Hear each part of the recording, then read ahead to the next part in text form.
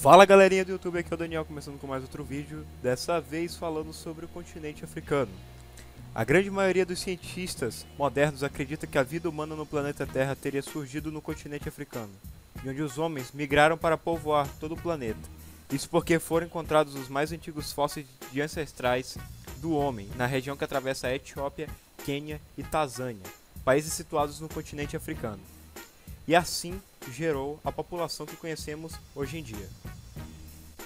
A distribuição climática do continente africano determina diretamente a configuração de suas zonas de vegetação e fauna. A selva equatorial, frondosa e exuberante, abriga numerosas espécies. Nas zonas tropicais estende-se a savana, paisagem de vegetação herbácea. As grandes zonas desérticas do Saara e do Kalahari apresentam vegetação muito escassa, com animais como insetos, répteis, roedores e alguns mamíferos de grande porte, como os chacais, constituem a fauna adaptada a essas regiões. Nas zonas mediterrâneas, cresce o típico bosque baixo, onde habitam numerosas espécies de animais de clima temperado, como lebres, raposas, aves de rapina, pomba, perdizes e répteis. A África é um continente de enorme diversidade cultural, por ser formada por diversas etnias. A maioria acredita que o homem precisa respeitar a natureza, a vida e os outros homens, para que não sejam punidos pelos espíritos, com secas, enchentes, doenças, pestes e mortes. Não utilizavam textos nem imagens para se basearem, mas fazem seus ritos a partir do conhecimento repassado através de gerações antigas. A civilização egípcia antiga desenvolveu-se no Nordeste africano. Como a região é formada por um deserto, o Saara, o rio Nilo ganhou uma extrema importância para os egípcios, pois era utilizado como via de transporte, mercadorias e pessoas, além de serem utilizados para beber, pescar e fertilizar as margens, na época de cheias, favorecendo a agricultura. A religião egípcia era repleta de mitos e crenças interessantes. Acreditavam na existência de vários deuses que interferiam na vida das pessoas. Como acreditavam na vida após a morte, mumificavam os cadáveres dos faraós, colocando-os em pirâmides, com o objetivo de preservar o corpo. O Reino de Gana foi um dos maiores impérios do continente africano. Localizava-se onde atualmente são as regiões de Mali e Mauritânia. Uma das suas principais características geográficas foi ter se desenvolvido no interior do continente, ou seja, sem saída para o mar. Devido a essa dificuldade geográfica, a economia baseou-se principalmente no comércio, em especial de ouro e sal, produtos abundantes naquela região. Utilizando camelos, criaram várias rotas ligando pontos da África, como o Norte, o Egito e o Sudão. O ouro era comercializado principalmente na região do Mar Mediterrâneo, onde os povos árabes o usavam para cunhar moedas.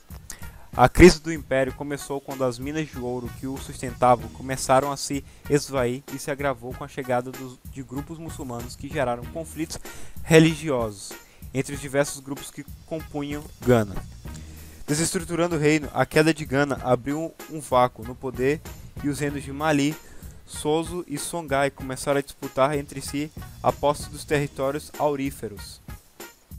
O reino de Mali teve como origem o reino de Soso, fundado no início do século XIII por um chefe fugido de Gana, Alakoi Keita. Posteriormente, seu filho Sumungaru Kante massacrou os Keitas, dominando assim todo o reino de Mali.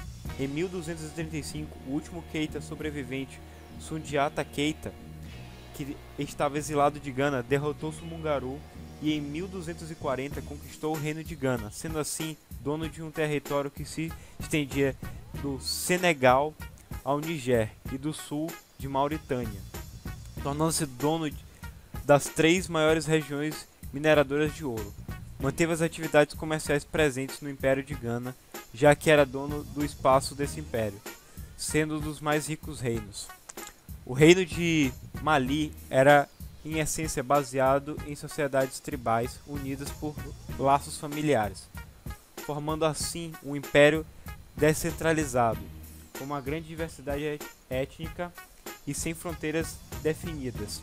Era, portanto, organizado em cidades e estados, e suas crenças, costumes e religiões respeitados pelo Estado.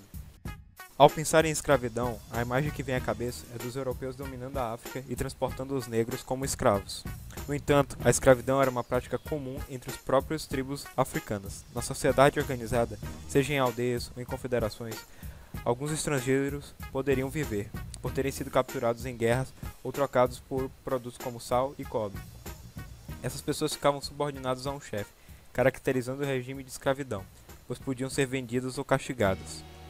Muitos povos europeus, durante a Idade Média, também comercializaram ou buscaram por conta própria escravos na África, destacando-se entre eles os italianos e os espanhóis. Os portugueses começaram tal processo após a unificação do seu reino por volta do início do século XV. As primeiras expedições portuguesas não visaram adquirir negros, mas se beneficiar das rotas de ouro e tentar encontrar um novo caminho para chegar às Índias. Foi no contorno da costa africana que esse novo caminho foi traçado. E por onde passavam, os portugueses perpetuavam a missão civilizatória cristã. O apartheid significa vidas separadas em africano. Era um regime segregacionista que negava aos negros da África do Sul os direitos sociais, econômicos e políticos. Embora a segregação existisse na África do Sul desde o século XVII, quando a região foi colonizada por ingleses e holandeses, o termo passou a ser usado legalmente em 1948.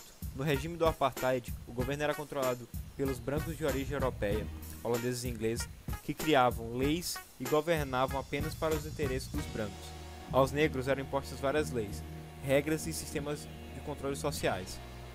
Entre as principais leis do apartheid podem citar proibição do casamento entre brancos e negros em 1949, obrigação de declaração de registro de cor para todos os sul-africanos, brancos, negros ou mestiços, em 1950, proibição de circulação de negros em determinadas áreas da cidade, em 1950, determinação de criação de bantustões, bairros só para negros, em 1951, proibição de negros no uso de determinadas instalações públicas, como bebedouros e banheiros públicos, em 1953, e criação de um sistema diferenciado de educação para a criança dos bantustões, em 1953. Esse sistema se vigorou até o ano de 1990, quando o presidente sul-africano tomou várias medidas e colocou fim ao apartheid. Entre essas medidas estava a liberação de Nelson Mandela, preso desde 1964, por lutar com o regime de segregação.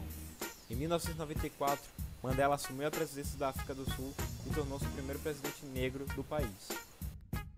Outro assunto muito importante são as doenças como a desnutrição, que é causada pela escassez de alimentos, e as doenças infecto-contagiosas, que na maioria das vezes são transmitidas pela falta de informação e orientação.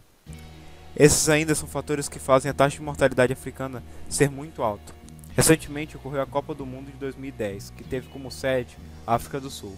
A Copa trouxe muitas melhorias, não só para o país sede, mas também para todo o continente, com a criação de aeroportos, hotéis, estádios, melhora no sistema de saúde e de transporte.